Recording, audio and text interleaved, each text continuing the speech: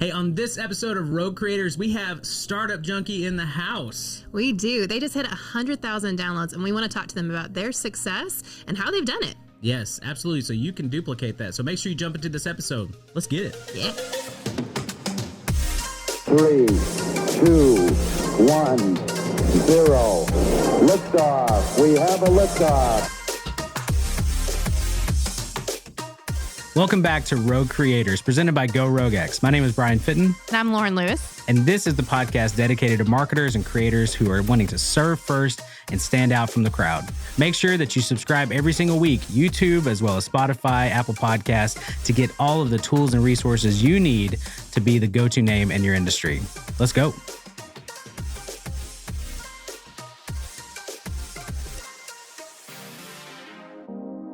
Hey, what's up, everybody? Welcome back to Rogue Creators. My name is Brian Fitton. I'm here with my co-host, Lauren Lewis. Hey. Hey, and we also have in the studio, we haven't had this in a long time. This is really exciting stuff. We have Jeff Amrine and Caleb Talley from Startup Junkie. How you guys doing? Oh, we're great. Doing Glad well. to be here. I forgot to ask which side was going to get my good A side. good side. Is this your good side, Caleb? I think that's I've always enjoyed your hair. You always had like good hair, Oh, yeah, I man. need to get it this Startup Junkie, and specifically Startup Junkie's podcast, you guys just hit 100,000 downloads. That's huge. Pretty amazing. That's pretty cool. 100 countries, too. Yes, It's really yeah. expensive to bribe 100,000 people to download We've got one listener in 100 countries that listen to the podcast 1,000 times. Yeah. So. Hey, that's all you need, right? The 1,000 raving true fans, or you just need one. Yeah, that makes sense. No, that's awesome, guys. So we are obviously we've partnered with you guys too, and so it's been great to see your journey, kind of getting here, and even honestly, from my experience getting into the startup world, working with you guys as well to kind of see the podcast from where it started and where it is now. It's really cool stuff. But we're going to jump into that in just a minute. They're going to tell you all the secrets, everything that they've done, so you can duplicate that. But before that, we'd like to start off with something fun. What is that, Lauren? We do. We like to start each podcast off with what are you obsessed with this week? So starting with our guest, what are you guys obsessed with? You're going to put me on the spot? I'm going to put you on the spot. So now that we're out of bracketology, because we made it to the Hogs made it to the Elite Eight, I read a really cool book written by an MD and a physicist called The Grand Biocentric Design. And it talks about how consciousness is what creates everything else, including the rest of the universe. Mm-hmm. And he explains it in quantum mechanics and in traditional physics. And so it may be all BS, but there were enough equations in there that was really captivating book. Made you think about the meaning of consciousness and how we're all interconnected. So Yeah, that's fantastic. Yeah, that was cool. I was pretty obsessed with that. Do you reference the Matrix at all? You know, there was lots of ones and zeros that were streaming down the page, but aside from that, no reference to the Matrix. That's interesting. What was it called again? It's called the Grand Biocentric Design. Okay. Interesting. Wow. Yeah, it's very interesting. We'll reference that in the show notes. We'll find that. That's awesome. All right, Caleb, what about you? Jeff's up here. Yeah. He set the bar pretty high, yeah. I'm excited for baseball. So it's opening day of Major League Baseball. It is. Hence, I've got, You did mention ready that. to I was like, look this is time of our recording. You're like, great, the Braves play it too. So exactly. that works right We got in some there, so. time. We got some time. We drive down 49 with like my phone on the dash. Just kidding. Don't do that, kids. Just kidding. We do not endorse that. We'll put our disclaimer at the end of the episode. Make sure. That's awesome. Yeah, you're a big baseball fan too. That's Unfortunately, I had somebody tell me this morning that they admired people that had a passion for watching baseball, but they didn't have it. And I told them that my passion for baseball has always ended in grief, whether it's a dropped pop fly or a botched infield fly roll or up 3-1 series. Yeah. How'd you end up a Braves fan rather than a Cardinals fan? All of my friends growing up were all Cardinals fans, just by virtue of being from East Arkansas, and St. Louis is a 3.5 hour drive. But TBS Superstation, thank you, Ted Turner. There you go. Owned the Braves and owned TBS, and so they broadcast Braves games every night. And so when I was playing Little League Baseball, my dad was always our Little League coach. And I mean, he didn't have much experience outside of Little League Baseball himself. And so he'd say, watch them, do what they do. Yeah. And so it's like, okay, It's I'll good watch coaching. it. Yeah, exactly. And they were good back when I was a kid. And, Yeah. weren't so much a few years after that, but I tell everybody I'm the biggest Braves fan this side of the Mississippi River. So What's interesting, I've always wondered how that happened because it was always TBS. You always saw the Braves. I was like, maybe I'm just in this side of the country, maybe, but apparently that's just nationwide. I knew people too that were diehard Cubs fans, and it was WGN Superstation because they played Cubs all the time. So yep, that is true. Interesting. All right, Lauren, what about you? What are you obsessed with? Baseball? No. All the terms that Caleb just rattled off, I'm like, no idea. Anyways, a podcast actually, which actually it's interesting to be a co-host in a podcast and not like podcasts. She doesn't listen to podcasts at all, yeah. Yeah, I've chosen a great career. But it's called The Place We Find Ourselves. It's by a therapist who's kind of just going into a lot of more like the neurological reasons as why we react the way that we do. And so I have a passion for interpersonal communication. So it's kind of interesting when you like learn not just like, woe is me, like this is why I am the way that I am, but more like the understanding of like I was actually biologically wired this particular way to react to these particular situations, and that's why it gives you like a good sense of empathy. And so anyways, Abigail Boone kind of led me onto this one. Yeah. So yeah, it's been interesting, and it's like it's a lot to think about. So I think I've really enjoyed that podcast. And he's also like he has like no intro, nothing, like no commercials. It's just like straight in. Like today we're talking about this. He just starts. No BS. We're just I'm like, okay, let's get to it, man. So if somebody complains about something I do, just say I was born this way. Yeah. That's the way it is. Sorry. So again, Jeff, the bar is up here. Lauren's up there. Caleb, you and I, we're holding down. We're holding down here. So mine is a Pixar documentary. So I actually watched it last night. It was interesting to see when Steve Jobs came in and invested in Pixar. It was more of like the startup side of Pixar, which was fantastic. So you guys actually probably enjoy it. I didn't know the full story. I just always knew that he invested, and I was like, that's cool. But they actually focused more on the other, like the artist that was involved, and I'm not even going to remember any names, but just the two guys that basically had really pushed computer animation, and it was really cool to see them kind of pioneering this whole world that people kept saying it's never going to work, computer animation is not a thing, it's going to take all these jobs away from our artists. Like they were pushing back so hard, and but it was very interesting stuff. I'm a Steve Jobs fan just in general. See, he's just wacky, crazy, guy that I don't know what it's like to work for him. Probably a completely different experience, but always love the tech boom. Obviously the 90s kind of coming up into the 2000s. So Jeff, you don't know anything about that, I'm sure. Not anything. I didn't drop acid like he did. But I think that's why he might have had a few more. It's just a microdose. Just the microdoses. You can still drive and watch baseball. Again, we do not endorse that at just all. Not sure what road you're on. Yeah. But you can smell the pavement. So. You can smell the pavement. Colors taste amazing at that moment. So, all right. So hard shift though into this episode because we are. Well, first off, too, we can just say that this sponsored by Creating Startup Junkies book. We'll just rep your book here. Fantastic. It's a fantastic book. Not yet award-winning, almost Amazon bestseller. Almost. And it's going to get there. Hey, after this episode, when the thousands and thousands of people hear this, they're going to go out and get this. So they can get the Kindle version. Yeah. And also, can they get a paperback? They can get a paperback version. Nice. So, absolutely. Jeff, talk to us just a little bit about this, too, because you guys really were able to kind of use the podcast platform to really talk about the book a little bit and kind of get some intro to that. Did. Super helpful. So it was sort of the brainchild of Jeff Standrich, who's my business partner who runs the Conductor. And he said, there's a story here.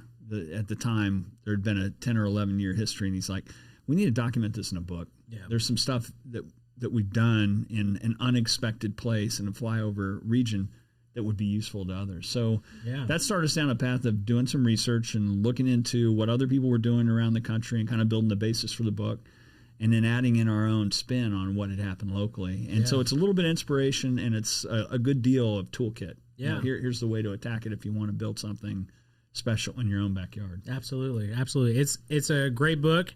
Make sure you guys go check that out. We'll reference it in the show notes as well. But starting back at the beginning of Startup Junkies, right? Tell us a little bit about your journey to get to this point, and then we can kind of jump into the podcast as an idea. Let me start with Abraham. We'll go back to Genesis here. We'll just kind of skip the Who Begat section of Genesis. Okay.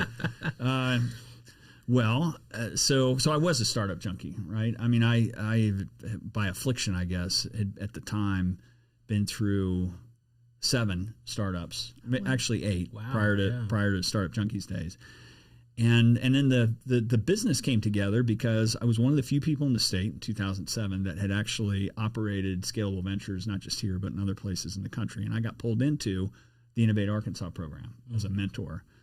And Startup Junkie was actually a completely accidental business. I thought I had graduated. You know, it's kind of, sometimes I say it's like that Michael Corleone scene in The Godfather where it's like, I keep trying to get away. I keep trying to go legit, and they keep pulling me back. So one thing led to another over a period of time, and it moved from being an advisory service that was essentially a side hustle for me to an enterprise that's got 25 people and multiple brands. But one thing led to another because there was a need in the market for the mentoring, counseling, training, the kind of startup support stuff that we do. Yeah. And now, we probably touch 1,200 entrepreneurs a year through one-on-one counseling. In normal times, we put on 250 events, and all that stuff, thanks to the hard work of Caleb and the whole crew, is now virtual. Yeah. So, but yeah, I mean, we're an entrepreneurial support organization that helps innovators and entrepreneurs realize their dreams. And sometimes we crush some dreams too, to save them some time and effort to say, we're not saying your idea sucks, but go see what customers think. And if they say it sucks, then maybe you're not on the right track. No, and from my own personal experience, I mean, I don't think Go Rogue would be a thing without you guys, honestly, because the support that I received in knowledge and training, and the many times you guys sat down with me and said, hey, I mean, you were honest with me. Hey, this is a great idea. This is not probably so great. You should probably go. And then you connected me with people. You're like, hey, you need to go over here, talk to this person. And it built out this whole ecosystem because originally this idea came out of a podcast that myself and Eric Henson, owner of Explainify, did. And you guys actually were the first to sponsor our podcast and invest in us. And so it was, again, you guys kind of have a special place with me and even in this company of the plan works. Like it works. What you guys do works and it matters. And so it is a big appreciation for that. And we saved you from a lifelong career in large enterprise as a mindless autonomic cog of the man, right? Now you're out doing your own thing, right? You did. That leap. But let's talk about it for real. It took me, it was 2014, 2015 that I started this kind of, what would it look like to run my own business, that type of thing. That was, 7 years ago. And so it is in that moment, like, that is a big deal. It takes time. Well, and I'm glad I didn't jump You back actually then. did it right. You actually did. I mean, one of the things in all seriousness, we talk about a lot is figure out how to do it as a side hustle. Yeah. And you're keeping that security until you're really 100% sure this is going to work. Yeah. And then you can jump out and go full time. Yeah. So you did it exactly right. Really. Well, and that's what, I mean, even finding the right people, plugging into the community, that has been a huge support. So I'm sure that has probably something to do with the podcast as well. Like the success of that, of being able to kind of build that out ahead of time. But so let's talk a little bit about that. Sorry, Lauren, I'm taking all the questions here. I'll just stand here and nod. I'll just drink my beer. Cheers. So ask the question in a better way there, Lauren. So. Oh, well, tell us about the foundation of the Startup Junkies podcast. How did that come to be, and what is that doing now? It's like that was way better. Most every other thing that we did, there was bourbon, beer, and bad habits associated with the inception. Yes. But really how it started, to give credit where credit's due, is John Kaju, who runs NWA Workplaces and at the time had 455 Media, said, hey, he's a cool guy and somebody that I'd hung out with a little bit. And he said, yeah, I do this podcast. It might be fun. I'm thinking we could do one called Startup Junkies. And it's like, I'm really tired of talking to construction guys that build cabinets, and maybe we could talk to some different interesting people. And I was like, okay, let's do it. And the first one we got together, and it's like we covered lean canvas and customer discovery, and it was just the two of us. And we said, well, maybe we ought to bring guests on, Novel idea. Maybe we ought to bring guests on. But it really started as an excuse to drink beer on a Friday afternoon and talk to interesting people. No script, no real direction for it other than just having good conversations. And it stayed that way for quite a while. We experimented with having live audiences and with having it on YouTube, and like most things, we kind of rednecked our way into it. We had no idea what we're doing. It's like, oh, we need equipment for this? Okay. What kind of equipment do we need?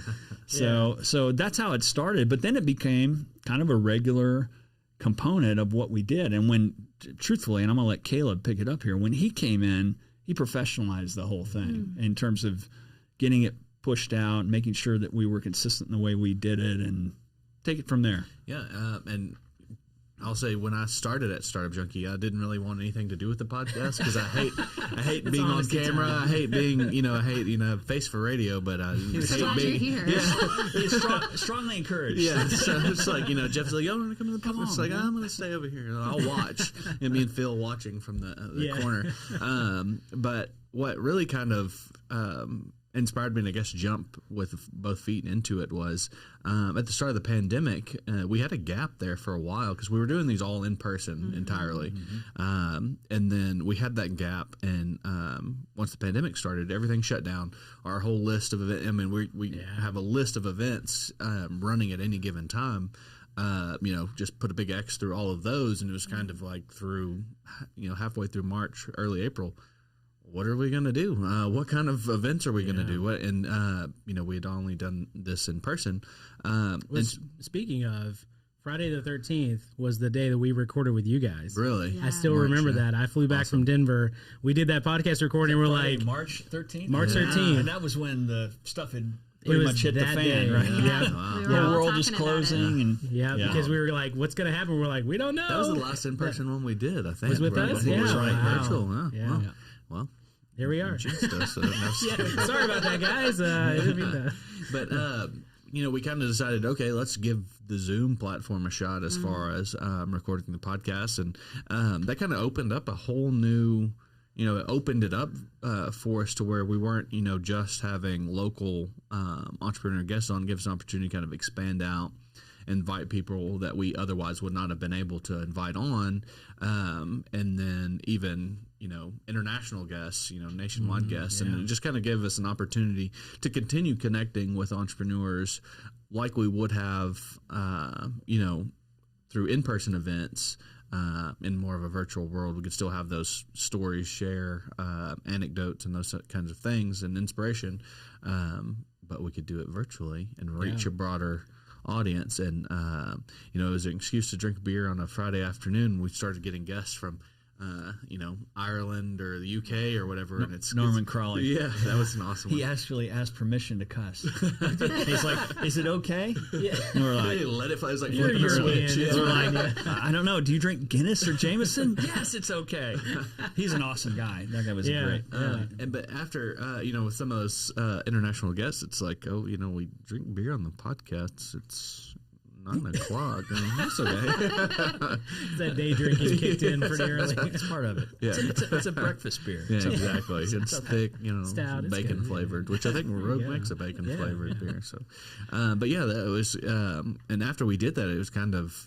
I started to see some more of the impact that Jeff and everybody else, I'm sure, saw early on from the podcast. I kind of saw some of that firsthand, and kind of. I don't know. You feel a little more ownership over it, and makes you a little more excited to participate in it. And once you see the kind of the impact and the reach, and then you see, we just went from 70 to 101 countries. Pretty cool. I wonder if anybody's got a place I can crash, in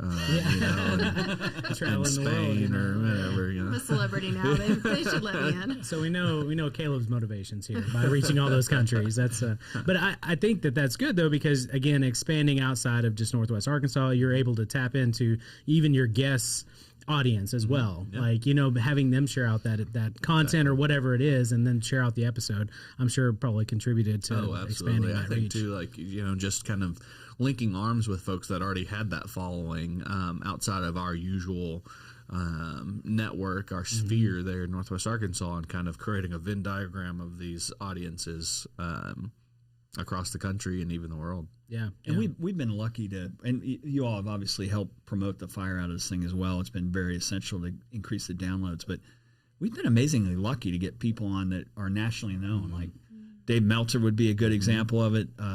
Sarah Fry, who runs $1 billion farming operation. And these Steve are Case was Steve Steve That's what I was Case, thinking of, and there's that guy, right? Yeah. Billionaire that did Exactly. AOL and Rise of the Rest. But it's been pretty ridiculous, for the kind of folks that have wanted to come on that we've had great conversations with.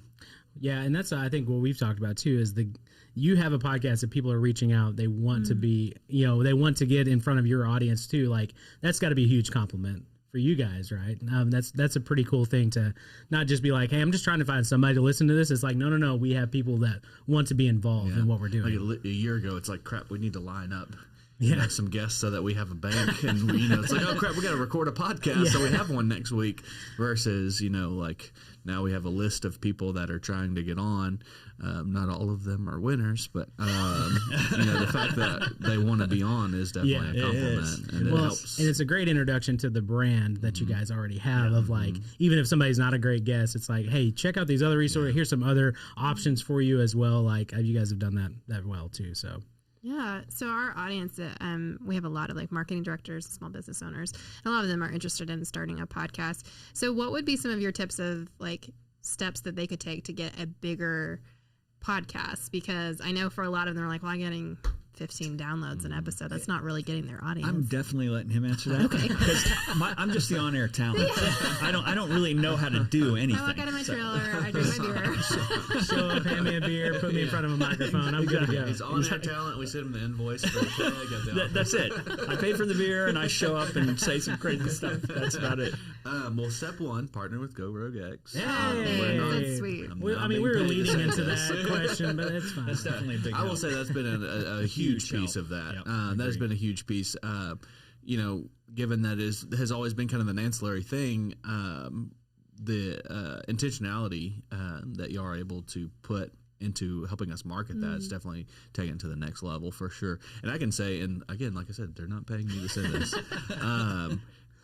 I can go and show you our week, and y'all have access to this. You can see the weekly downloads, and they've increased, 100%, from when we started to now. And so that's obvious. And then going back to just, linking arms with folks who are like-minded, but also have a network of audience and people and following.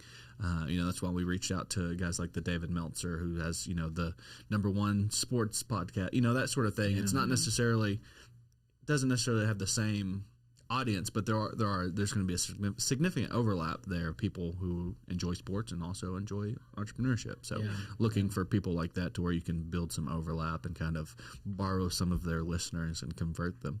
Yeah. I would say for you guys too, not even just the the high ranking guests that you've had on, but like companies like Livson has done, huge success story, and even probably one of the more downloaded episodes that we've seen from you guys. I think it holds the record, probably. Yeah, it does. And that's why we talk about it. When I talk about it now, I say we've had people on that are internationally known, and we have people on that will be internationally known. Yeah. And Livson's a good example. Yeah. A good example of that. Flex canvas pants right now. Are you really? I haven't seen it. Oh, yeah. Looking good. Nice. It's just a big day for you, Caleb. But are they 2-time on the podcast, or Andrew, 2 times on there? They were on before I started Startup Junkie, so like 2018. And back when Michael Eisman was the adult leadership on he's the one that kept me out of the ditches.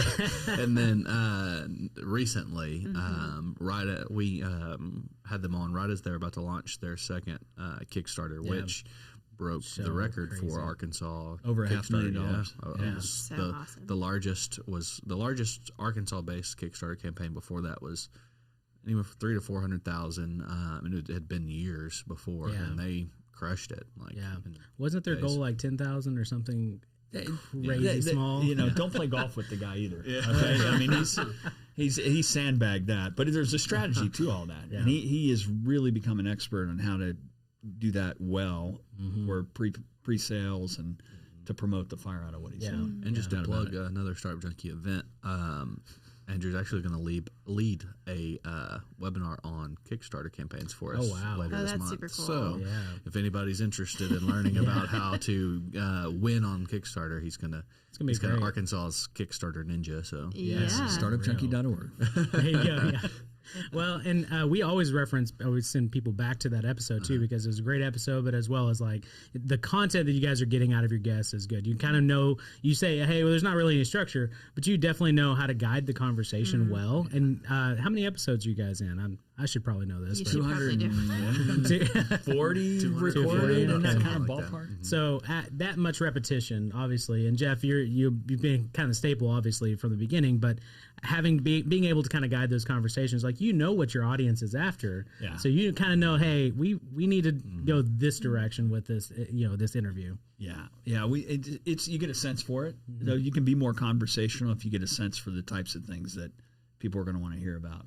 How'd you get started? How did you raise money? How do you deal with building the team? What kind of challenges do you face? That sort of stuff. We typically don't ask them what flavor ice cream. Yeah. And I got to give props to Matthew. That's why we Ward, never be too, real journalists. Who's kind of steered a lot of the logistics on the podcast. He's helped streamline our scheduling process because we have honestly I think all three of us get emails every day of Every people single day. wanting to be on the podcast. And like I said, half of them probably should go to the junk folder, but he's kind of streamlined the process for bringing them on, getting them scheduled, and also part of that is getting some seeds of fun facts. He's gotten like a kind of a questionnaire of some awesome, things to kind of pull from them that we can throw out during the podcast. And when I was still reluctant to be a part of the podcast, I would jump on it, kind of just let's have a conversation, and then looking up the people and learning what the company actually does helps sometimes too. Yeah. And I'm really glad that he and Matthew do that, because a lot of times I show up and I'm like, I'm going to go for some verbal cues here to see who the hell we're talking to and what they do.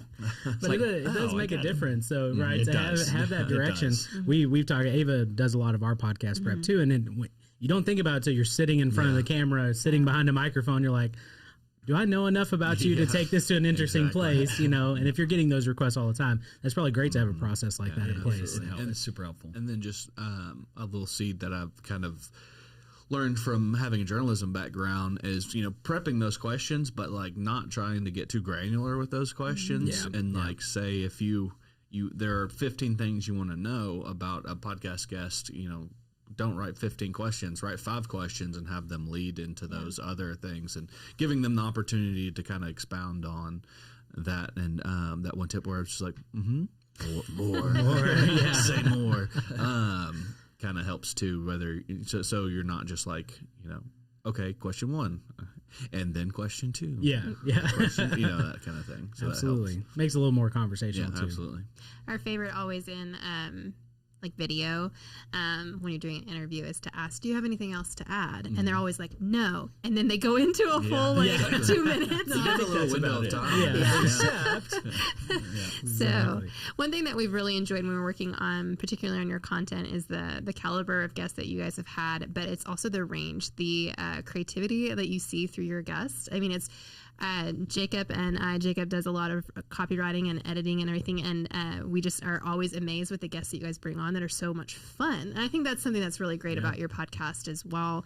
So how have you built and maintained those relationships? Have you guys been able to partner with some of your guests in what they're doing, or be able to collaborate with them? Yeah, maybe. Help them with a media kit afterwards. Great episode. Do you want to sponsor? There have been instances where there's been reciprocity. Yeah. So where we'll come on and somebody will say, well, I'm doing this, you should come do this, or we really like what you're doing, or we're going to make use of the book. So there has been that kind of stuff. Yeah. And it all starts with a conversation. And pointing them to people that could be helpful. Exactly. Like pointing them in, like, oh, well, you ought to talk to so and so, that sort of thing. Like if you're trying to plug in to, if they're trying to look for relationships in Northwest Arkansas and they're not here, that sort of thing. Good example of that would be Dustin Finkel from K, Pops and Bubba. So actually another entrepreneur, Abby Kiefer, who had been a group that we had helped with Red Clay Design back in the day. She's moved somewhere else. She said, this is somebody I know real well. Please introduce them to everybody you know in the area. And so we got into it a little bit with the 2 CPG brands he's have, kind of better for you, keto compliant stuff. And we introduced them to funds and different folks. And I was like, man, you got a really interesting story. Would you want to come on the podcast? And that happens a lot, where someone will come in because we can help them with something. And then we say, you've got a story that people would be worth hearing. Yeah. Yeah, no, that's fantastic. I will say, even with some of the guests that you guys have plugged into, as I knock my beer over here. All right, just one beer. This is, I think, the first time. Keep half a case. That's why I was like, I don't think we've ever had a beer on the podcast, but it only felt natural when we brought you guys. It was like, gotta have a beer, gotta have a beer. No, just like Sheets and Giggles. That was a phenomenal guest, and so we've been able to really plug them onto even other episodes or other podcasts. Yeah. So literally, did you really? I bought those sheets. Are they worth it? They're great. Oh, okay. Yeah, I did. I'm a big fan. But just that type of building of that relationship, and I've said from day one, it was terrifying for me. When I started this company, or even started my first podcast, of like reaching out to people, it's like, nobody knows who I am. I'm a corporate guy. Like, why in the world would they talk to me about entrepreneurship type stuff? But taking that first step, and then all of a sudden it's like, Sheets and Giggles are on a podcast, we're working with you guys, and all of a sudden they're on all these other podcasts. It just only helps by just taking that first step and putting yourself out there a little bit. I think even with our relationship with 1 Million Cups, it was like, I just love this community. I'm not really a part, but I love what everybody's doing.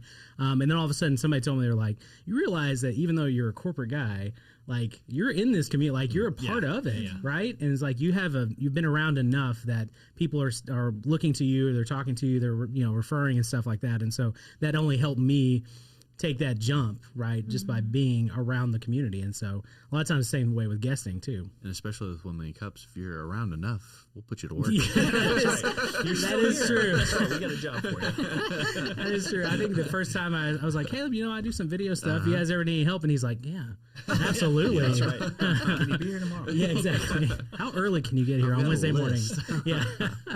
But that's the stuff that I love too, and being able to give back to that community as well.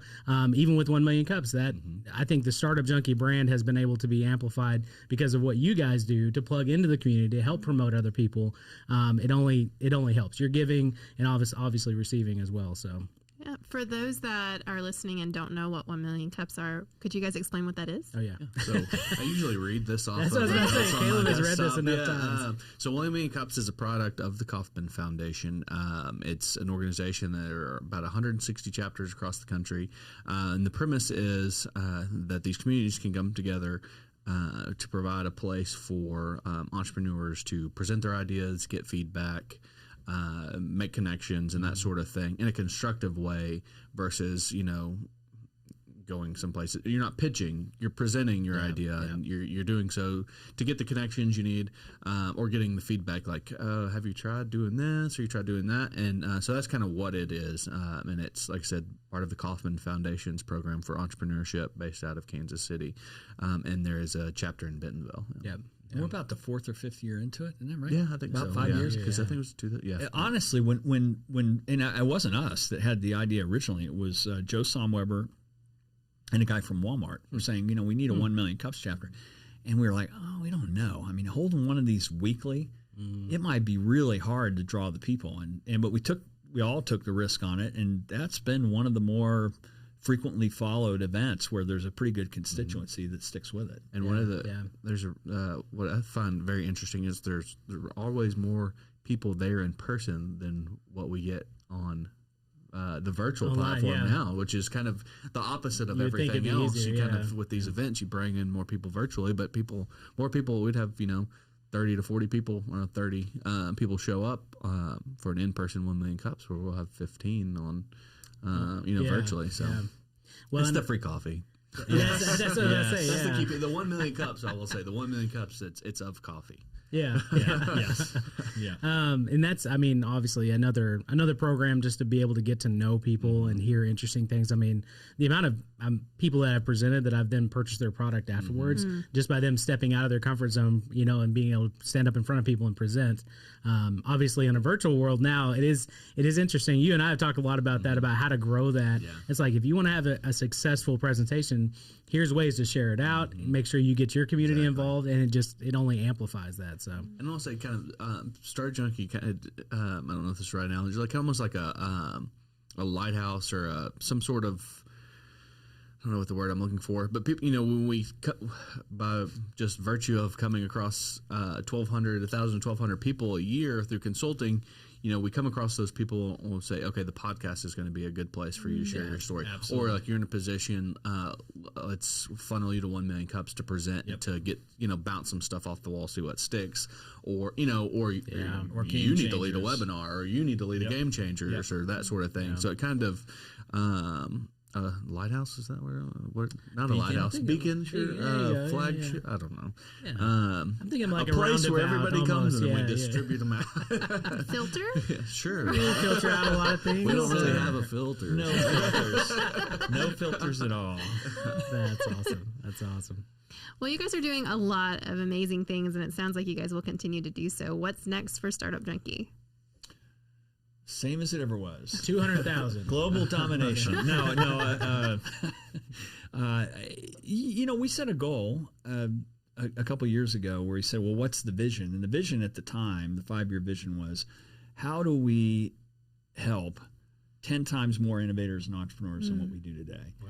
Yeah. And so part of what that's precipitated, and actually the pandemic's amplified it, is more digital presence. So all the digital library stuff that Caleb is right in the middle of, and then our counterparts at the Conductor are working on, that's built a huge digital library so that the reach is even better. And I would say we're going to keep focused on that. We launched a new brand called Innovation Junkie, which is aimed at kind of bringing that startup mindset to later stage companies.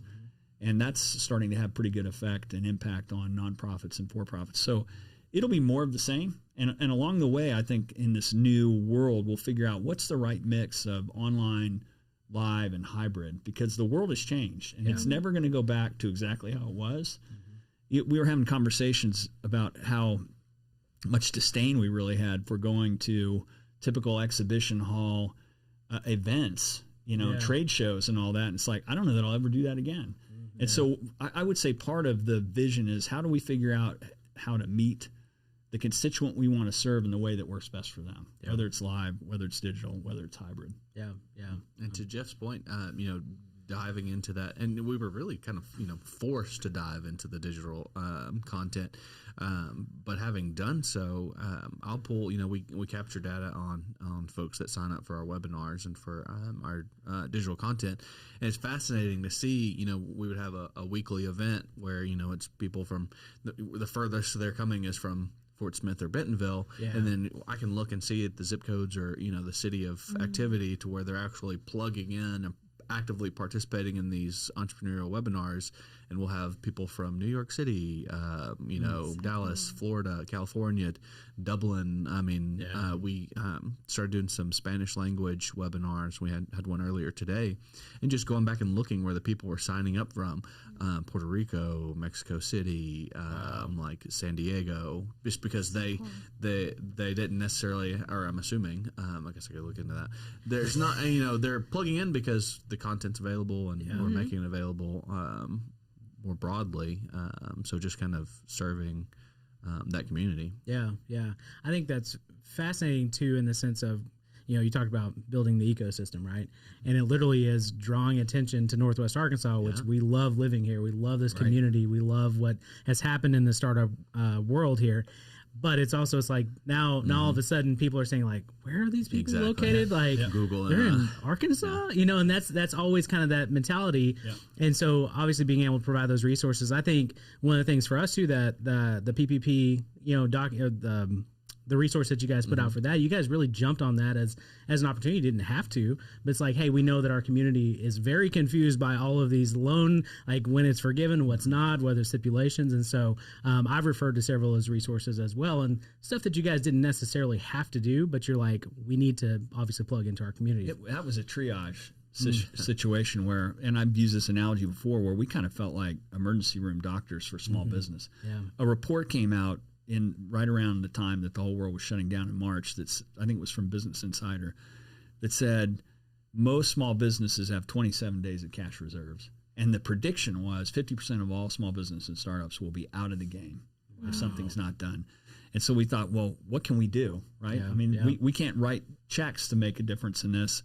what can we do? So one was we got to be really irritating to the federal government and the state government, saying, get this stuff done. So there was that sort of lobbying, campaigning, pushing. And the other was, once the guidance came down, making sure that it was explained in a way that people could actually understand it in a timely fashion.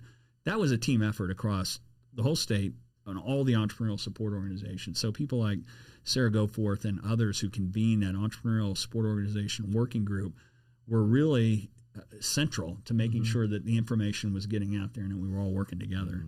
But that was crazy. Yeah, that was a crazy time. I remember seeing something, and maybe it was just you and I talked about this, but it was that if you searched for any kind of help with that, outside of like the normal ads and different things like that, like you guys were up in some of the national searches for on Google for your documentation and your resources. We were right under SBA there for a while. That's the PPP crazy. Loan guy. Yeah. And then just to, the same thing that is taking place with our webinars, we were seeing that traffic come from.